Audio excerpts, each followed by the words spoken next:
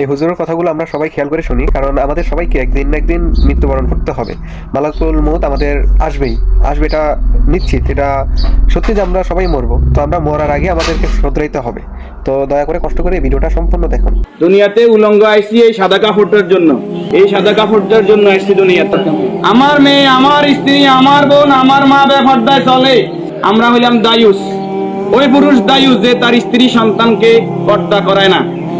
আপনি থাকতে আপনার স্ত্রী কিভাবে ফেরিয়ালার সামনে যায় আলু ফ্রাইস কিনে? আপনি দেশে থাকতে, আপনি এলাকা থাকতে আপনার স্ত্রী কিভাবে মার্কেটিং করে যায়, এভাবে বাজার সদাই করে? আপনি পুরুষ কেন পর্দার ব্যাপারে সচেতন নয়? আপনার উপযুক্ত মেয়ে ওড়না ছাড়া ঘর থেকে বের হয় কিভাবে? আপনার মেয়ে, আমার মেয়ে কিভাবে পায়জামা টাকনুর উপরে পড়ে?